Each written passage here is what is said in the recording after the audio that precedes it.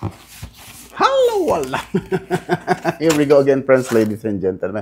Today, I'm going to unbox something, matagal na rin tayong hindi nagbi-video ng mga unboxings, But this time, I think this one deserves unboxing para po makita nyo ang unit na to, Kasi I really love 4over, the V60, something like this. Let's see kung ano ang laman, Okay, so ito na agad ang unit. Okay. So with paper, what is this? Scoop. Wow. Bad boy. Okay. Lagay yung water natin, 2 cups, 1 cup. Okay. So may butas siya. Tatakpan mo to para mas mabagal yung ganito. Wow. 300. Oh, this is just perfect size for me. This is similar to this one, You see. Pagka tamad ka, itong gamitin mo. Pag sinisipag ka, ito naman.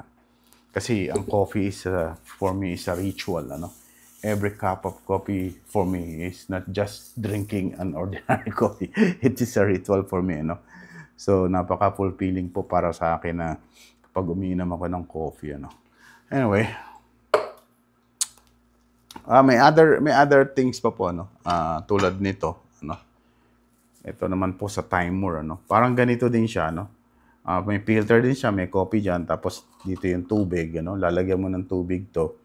Mabagal din po yung bagsak niyan pag tinakpan mo to. So, Yan, ganyan. Yan, lalagyan mo na ng tubig, Simple, din siya, technology, Technology. Like this. Pero ito pa, tamad. I think this is battery operated. And then there is a switch here, So, I need to wash this one. I need to pause the video. But let me figure out where can I put the battery. Okay. Okay, here. I saw the battery compartment. Yeah. There's 2. It's free battery also, they gave me 2 batteries. So this is the Ocean Rich coffee machine. Let me wash it and come back to you. So for sure, lalagyan natin muna siya ng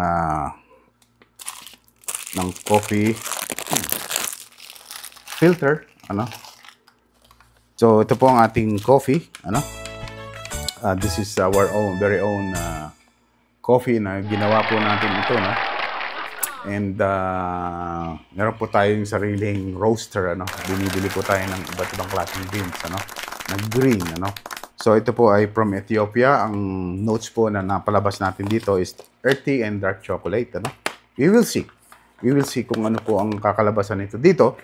And gagawa din po tayo ng isang coffee using this other filters, para po makumpara natin yung lasa nila. Hindi lang po ito, Once again, the functionality of this and we will check the taste, and maybe I will use this one para pair po, So, once again, I'll be back. Hugasan ko lang din po ito. 10 grams ng beans. 15.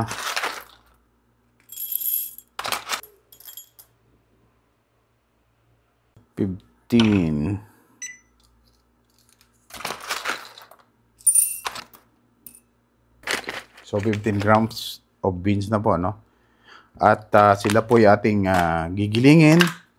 So, para fresh ang natin, So, 60 clicks. Dito po ay kailangan natin ng 60 clicks. Let's grind the first beans. Okay. Basahin lang natin para less static. Alright. Wait. Alright. Nag-grind na po siya.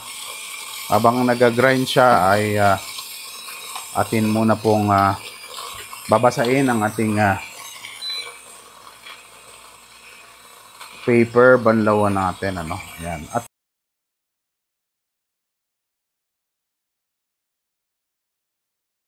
okay, lagay ko na yung beans. Okay. Gilingin naman natin tong isa para dito sa isa. Ngayon po, dito, merong nakalagay na 1 cup. Ano? Hindi ko alam po kung gaano kadami ang 1 cup. Kasi ang gagawin po natin is 15 grams of coffee times 16.5, around 247. So, something like that. So, gusto ko pong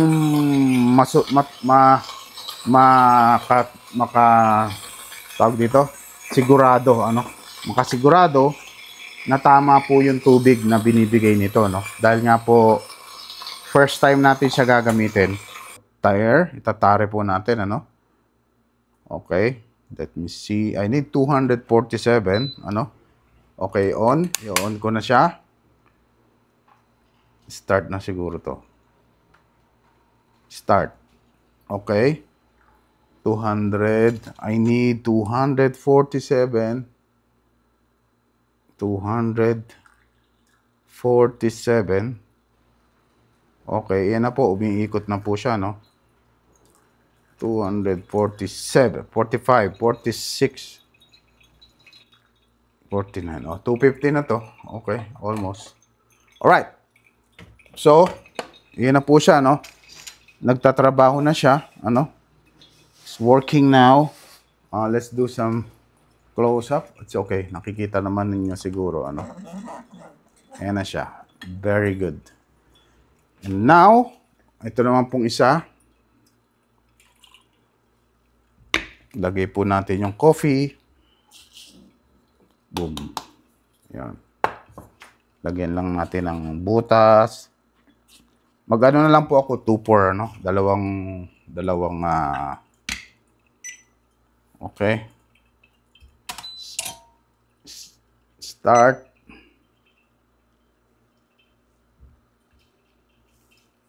Okay, let's bloom it. It's blooming. Pabalik natin doon sa pitch chill para po yung temperature niya ma-retain. 553.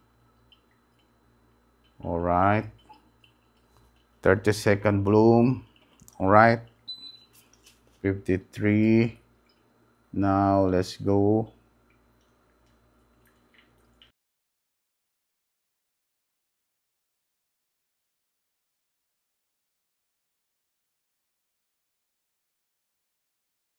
Na yun. Tapos na yata siya. Still moving. Oh, it's done. So, pag inalis ko yan, tama, 246. So, which one is which? Itong ating Ocean Rich. Meron tayong tasting cup dito, Kaya po ganito yung butas niya mahaba, Para pag inom mo, papasok yung ilong mo. Tulad ko, hindi naman katangos ng ilong. Pasok sa banga. Advantage ko sa matatangos ang ilong, So, pag inom mo, pasok, Di ba? Amoy na amoy may aroma. Yun yung purpose ng ganyang ilong. Talo ko kayo. Sa mga matatangos dyan. Anyway, ito ang ating manual na 2-pour 3-4 siya, pour over. Let's see. Napaka bango ang aroma. Kailangan natin makuha yung dark chocolate dito, yung earthy taste niya. Sorry sa slurping.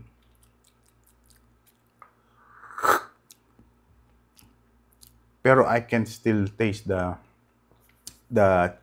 chocolate. Very, very mild lang talaga siya, Parang hint lang talaga siya. Ang smooth sa bibig, Tingnan natin tong isa. Ito mas maganda siya,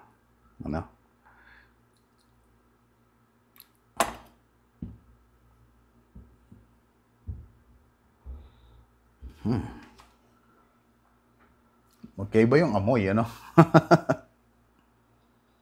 Dito, ang amoy na amoy mo yung, pero parang may fruity smell.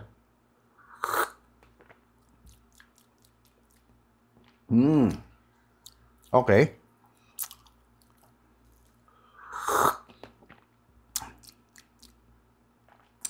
may napalabas siyang something na fruity dito sa lasa nito, no? Ang galing, ano? Siguro sa balancing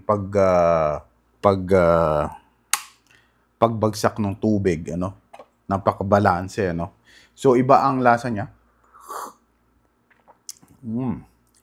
More on fruity side siya, no? Na meron pa ring hint ng chocolate, ano? Dark chocolate.